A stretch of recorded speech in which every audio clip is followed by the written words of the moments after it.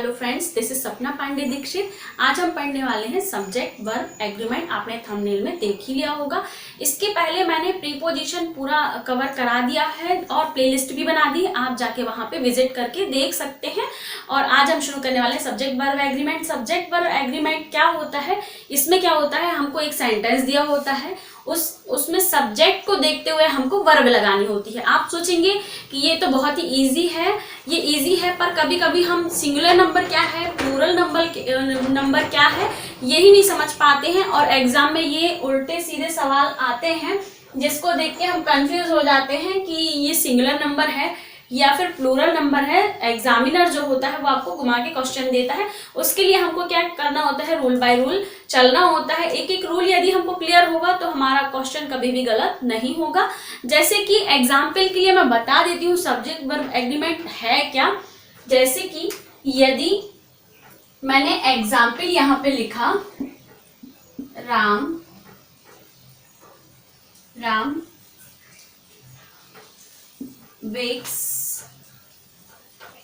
wakes up at 6 o'clock। तो यहाँ पे राम के साथ क्या आया, एस ई एस आया। एस सिंगुलर नंबर के साथ क्या आया, एस या ई एस नंबर आया। ये मैं आपको स्ट्रक्चर बाय यदि कराऊंगी तो ज्यादा क्लियर हो जाएगा। तो एस और ई एस हम सिंगुलर नंबर के साथ लगाते हैं। जैसे कि प्रेजेंट टेंस में यदि बात हो रही हो, प्रेजेंट टेंस में यदि बात हो रही हो सिंपल प्रेजेंट की, तो वहां पे एस और ई एस लगता है सिंगुलर नंबर के साथ। यहां पे बात हो रही है सिंगुलर नाउन की। सिंगुलर नाउन के साथ हमेशा एस या ई एस प्रेजेंट सिंपल में लगता है और प्रेजेंट कॉन्टिन्यूअस में लगता है इज लगता है या फिर एम लगता है। एम लगता है आई के साथ, जो कि सिंगुलर ही होता है। S E S is am. और परफेक्ट टेंस में हैज आता है नहीं आता है। सिंगुलर नंबर के साथ हैज आता है, परफेक्ट कंटिन्यूअस के साथ हैज बीन आता है। ये हमारा है प्रेजेंट टेंस का सिंगुलर नंबर के साथ आने वाली वर्ब्स, जो कि इस सिंगुलर नंबर के साथ आती हैं। पास्ट टेंस में यदि हम देखें, पास्ट टेंस में सिंगुलर नंबर के साथ वाज आता है। ये एक ही वर्ब है जो कि हम बोल सकते हैं सिंगुलर नंबर के साथ आती है। इसके अलावा जो वर्ब है वो सिंगुलर और प्लूरल दोनों में आती है। जैसे कि वर्ब की सेकंड फॉर्म जो है सिंपल प्रेजेंट में वर्ब की सेकंड फॉर्म आती है जो सिंगुलर और प्लूरल दोनों में सेम होती है, इसलिए मैंने उसको नहीं लिखा हुआ है।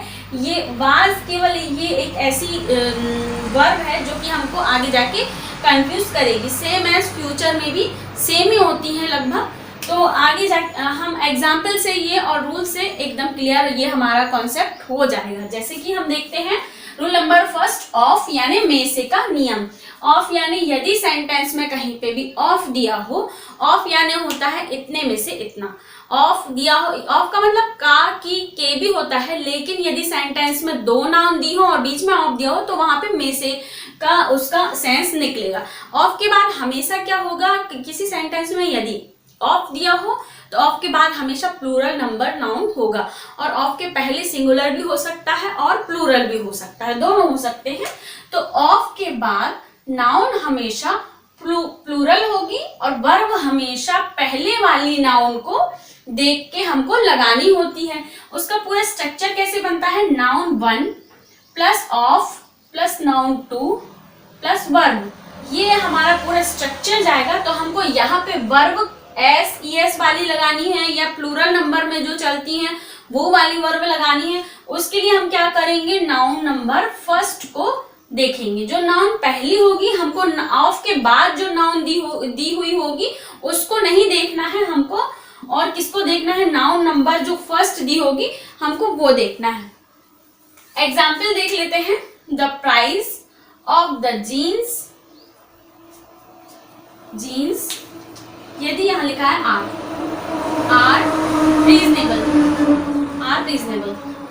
The price of the jeans are reasonable. अब हमने नियम देखा है, हमको ऑफ के बाद वाली नाउन देखनी है। तो ऑफ के बाद क्या लिखा हुआ है, जीन्स। तो यदि हम जीन्स यहाँ पे देखते हैं तो आर लगाना हमारा यहाँ पे क्या हो जाएगा, एकदम ही रॉन्ग हो जाएगा, और हमको यहाँ क्या लगाना पड़ेगा, इज। किसको देखते हुए, ऑफ के पहले जो है नाउन नंबर 1, तो वो क्या है, प्राइस। तो हमको प्राइस को देखते हुए यहाँ पे क्या लगाना पड़ेगा, इज। इज हमेशा सिंगुलर पर्सन के साथ आता है और आर हमेशा प्लूरल के साथ आता है।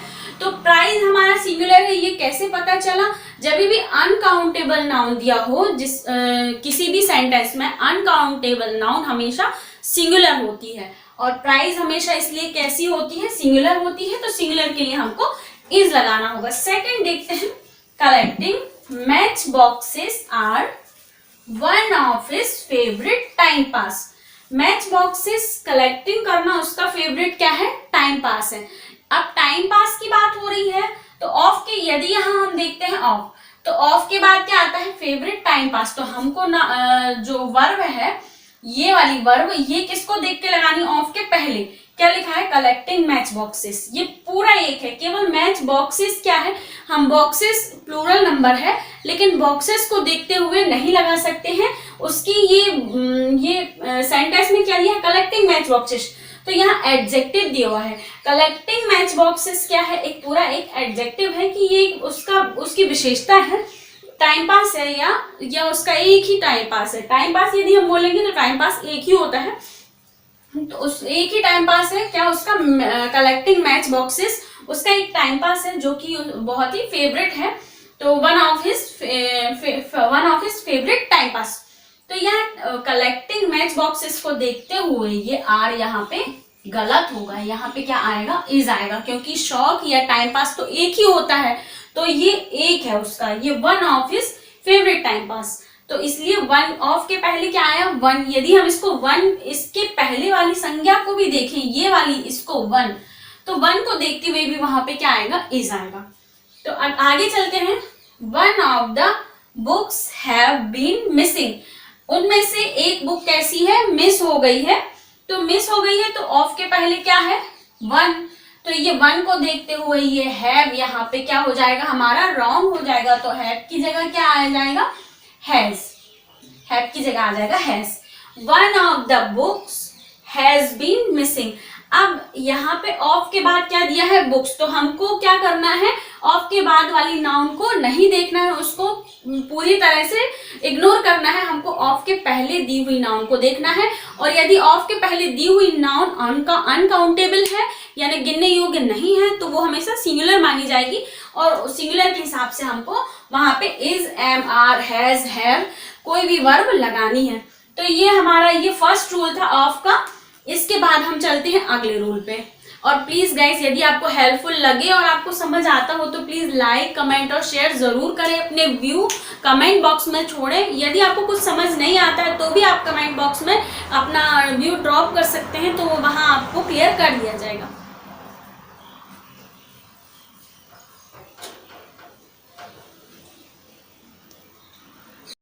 अगला देखते हैं, देयर रूल नंबर 2। देयर यदि किसी सेंटेंस में दिया है तो देयर में हमेशा वर्ब ऑब्जेक्ट को देख के लगाते हैं। अभी तक हम क्या देख रहे थे, ऑफ में क्या करते हैं, ऑफ में हम पहले वाली नाउन या सब्जेक्ट, ऑफ के पहले जो सब्जेक्ट दिया होता है उसको देख के हम वर्ब लगा रहे थे। पर यदि कहीं पे देयर दिया हो तो देयर में हमेशा वर्ब हम क्या है, किसको, ऑब्जेक्ट को देख के लगाते हैं। जैसे कि हमने एग्जाम्पल लिया है, there a book on the table. वहां पे क्या है, एक बुक। तो देयर के बाद हमेशा ऑब्जेक्ट क्या है हमारा, ए बुक। ए बुक क्या है, एक सिंगुलर नंबर है। तो यहाँ पे एग्जाम्पल में यदि मैंने ले लिया है इज, आर, तो हमारा यहाँ पे क्या आएगा, इज। देयर इज, यहाँ पे कौन क्या आ जाएगा हमारा, is. There is a book on the table. There के बाद क्या है, सिंगुलर नंबर है, तो ऑब्जेक्ट को देखते हुए यहाँ पे हम इज लगाएंगे। अगला देखते हैं, देयर सम बुक्स। यहाँ पे यदि इज, आर दिया हो तो यहाँ क्या लिखेंगे हम, देयर को देखते हुए। सम बुक्स कैसे है, प्लूरल नंबर है। कुछ पुस्तकें मतलब एक से तो ज्यादा है, तो बुक्स को, एस को देखते हुए भी हम समझ जाएंगे कि ये क्या है, प्लूरल नंबर है। तो प्लूरल नंबर को देखते हुए यहाँ पे क्या आएगा, अब आर आएगा यहाँ पे, क्योंकि प्लूरल नंबर के साथ इज नहीं आता है, प्लूरल नंबर के साथ हमेशा आर आता है। तो देयर आर सम बुक्स, वहां पे कुछ बुक्स हैं। There is a book on the table, यहाँ पे वहां पे या यहाँ पे एक है, एक सिंगुलर है ना, सिंगुलर नाउन है ये। और ये कैसी नाउन है, प्लूरल नाउन है, ये प्लूरल नाउन है। अगला देखते हैं हम, ये हमारा देयर का एक और रूल क्लियर हो गया है। इसके आगे रूल नंबर 3 पे चलते हैं। रूल नंबर 3 हमारा क्या कहता है, मैनी और मैनी ए। यदि किसी सेंटेंस में मैनी भी दिया हुआ हो, यदि किसी सेंटेंस में मैनी दिया हो तो उसको हम क्या मानेंगे, और मैनी ए दिया हो तो उसको हम क्या मानेंगे। यदि किसी सेंटेंस में मैनी दिया हो तो उधर नाउन भी कैसी आती है, मैनी के साथ प्लूरल नाउन आती है, प्लूरल नंबर में रहती है। और वर्ब भी हमेशा कैसी रहेगी, प्लूरल में ही रहेगी।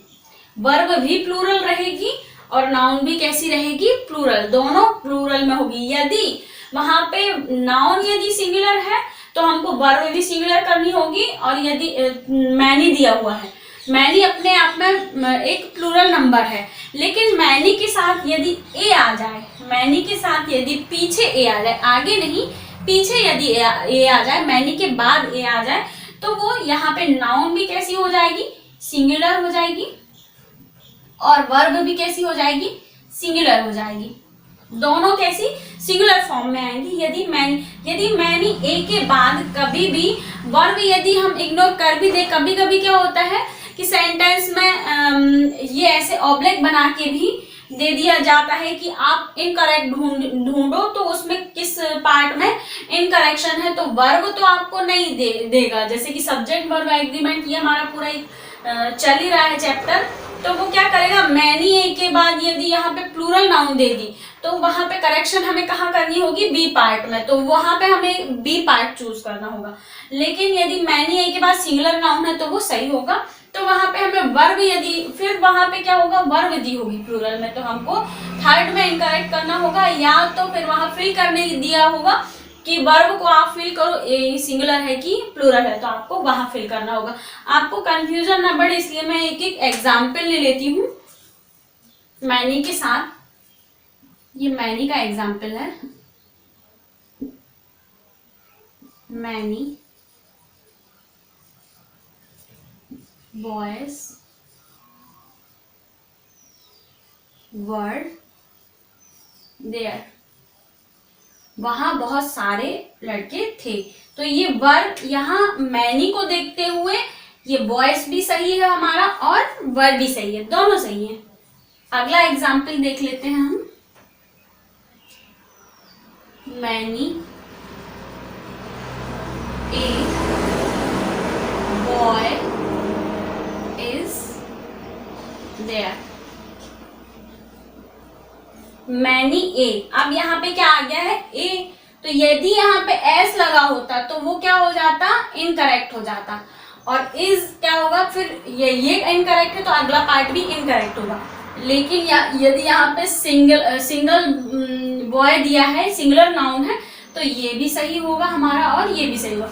Many a boy is there, वहां पे मैनी को देख के आप ये मत समझिएगा कि मैनी प्लूरल नंबर है, मैनी प्लूरल नंबर है, लेकिन मैनी ए